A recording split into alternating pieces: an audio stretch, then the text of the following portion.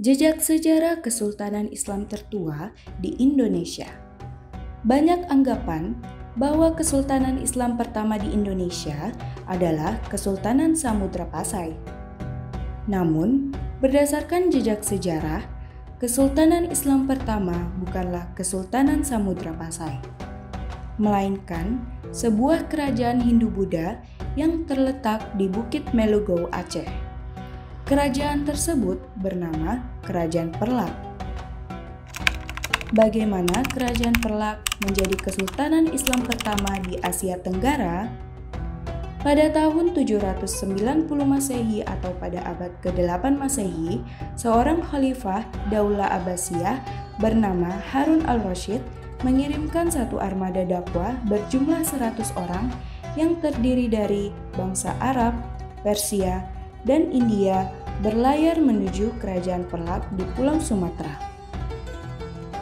Kehadiran rombongan dakwah tersebut semakin menguatkan Islam dalam kehidupan rakyat Perlak. Ini merupakan usaha lanjutan dari proses Islamisasi yang sudah ada sejak masa Khalifah Umar bin Khattab.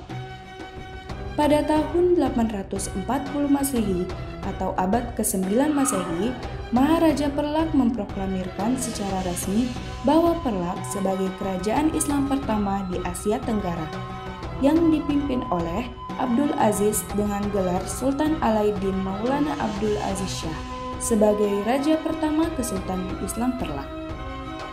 Seiring ditetapkannya sebagai Kesultanan Islam, Perlak mampu menjadi pusat perdagangan Islam di Nusantara.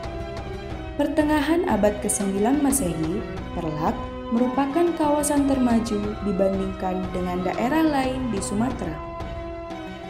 Selain maju dalam bidang perdagangan, Kesultanan Perlak mendirikan sebuah institusi pendidikan Islam yang diresmikan pada tahun 865 Masehi. Selain itu, dari aspek pertanian, Perlak merupakan penghasil lada dan rotan.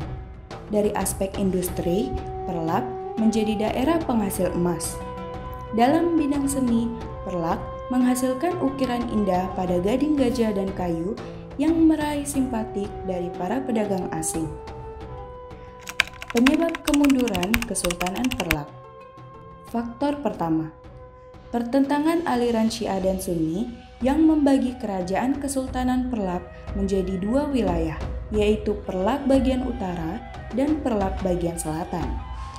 Faktor kedua yaitu serangan Kerajaan Sriwijaya pada tahun 988 Masehi yang menyebabkan Sultan Alauddin Syahid Maulana Mahmud Shah meninggal dunia. Kedua faktor tersebut menjadi Kesultanan Perlak menjadi sangat lemah. Raja terakhir yang memerintah Perlak ialah Sultan Mahdum Malik Abdul Aziz Shah pada tahun 1263 sampai 1292 Masehi. Walaupun masih bertahan, kondisi Kesultanan Perlak semakin lemah sehingga pada abad ke-13 Masehi, Kerajaan Kesultanan Perlak disatukan menjadi federasi di bawah Kerajaan Samudra Pasai di Gedung Aceh Utara. Jejak arkeologis Kesultanan Perlak. Setelah keruntuhan, beberapa peninggalan Kerajaan Perlak yang ditemukan yaitu mata uang berupa uang dirham, uang kupang, dan kuningan. Selain mata uang, juga ditemukan stempel kerajaan, makam Raja Benua, dan buku Zufansi yang merupakan buku dari seorang pemeriksa pabean asal Cina yang menjelaskan adanya negeri Islam yang berjarak 5 hari pelayaran dari Pulau Jawa.